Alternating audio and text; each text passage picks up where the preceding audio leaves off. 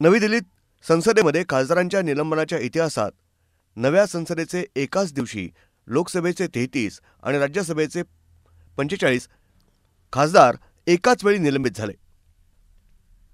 पंतप्रधान नरेंद्र मोदी यांनी नव्या संसदेत कठोर नियमांचं पालन करण्याबाबत भाष्य केलं होतं।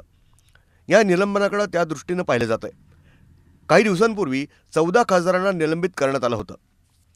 संसदेतील घुसखोरीच्या मुद्द्यावरून सोमवारी संसदेमध्ये मोठा गदारोळ झाला। कामकाज सुरू होताच लोकसभा आणि राज्यसभेत विरोधी पक्षांच्या सदस्यांनी आक्रमक भूमिका घेतली होती।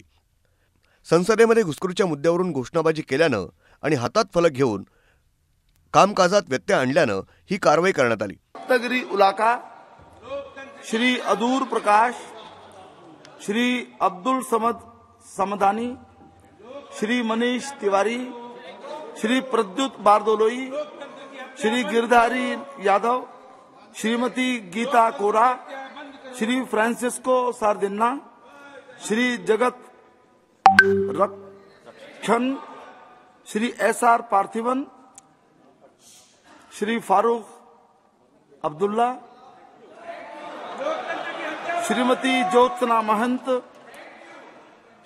श्री A गणेश मूर्ति, श्रीमती माला राय, श्री P वेलुसामी, श्री A चल्ला कुमार। लोकसभेचे सत्र 22 डिसेंबरपर्यंत चालणार असल्यानं यापैकी 64 सदस्य 4 दिवसांसाठी निलंबित करण्यात आले। लोकसभेतल्या या खासदारांमध्ये काँग्रेसचे 7, तृणमूल काँग्रेसचे 9, द्रमुकचे 9, इंडियन युनियन मुस्लिम लीगचे 2, RSP, जदयू, VCKचे प्रत्येकी 1 खासदार आहेत।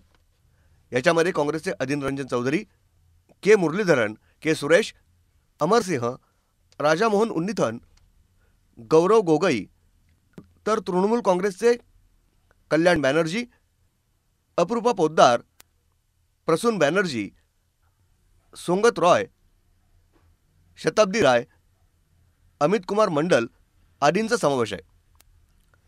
ब्युरो रिपोर्ट, नवी दिल्ली।